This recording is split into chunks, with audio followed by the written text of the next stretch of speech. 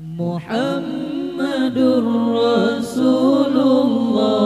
Muhammadun Habibullah, Muhammadun Nabiullah, Muhammadun Safiyullah.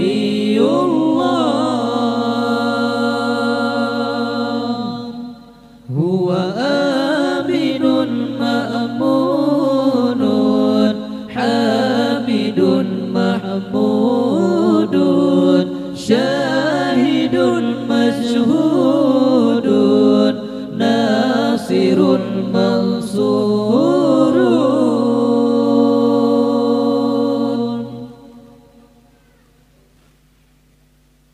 Muhammadun nurun sirajum munir,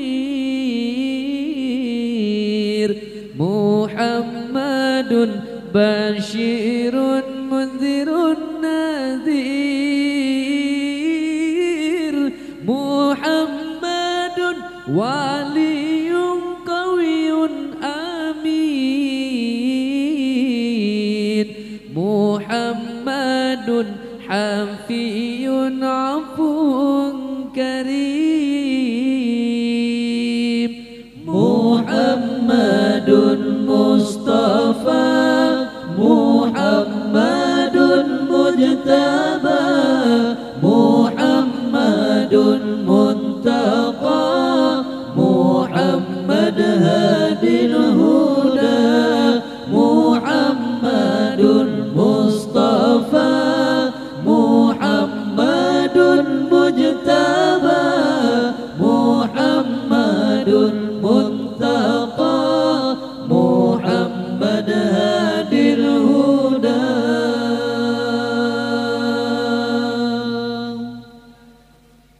Inilah sebagian nama-nama Nabi Rasul Mustafa yang telah ada disebutkan di dalam kitab karangan ulama. Wahai insan, janganlah lupa kita sebagai umat Rasulullah. Kehidupan kita tak akan mulia bila tiada perjuangan Rasulullah.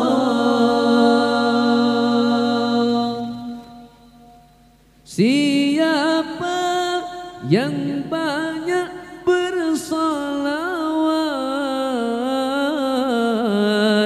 dialah orang yang paling dekat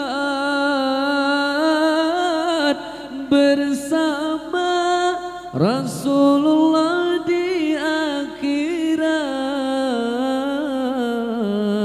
selamat mendapatkan syafaat. Berbahagialah kita bila bertemu Nabi, keselamatan kita selalu akan diberi. Berbahagialah kita bila bertemu Nabi, keselamatan kita selalu akan diberi. Muhammadur Rasulullah, Muhammadun Habibullah, Muhammadun Nabiullah, Muhammadun Safiyullah. Huwa aminun ma'munun, hamidun mahmudun, syahidun masyhudun, nasirun mansur.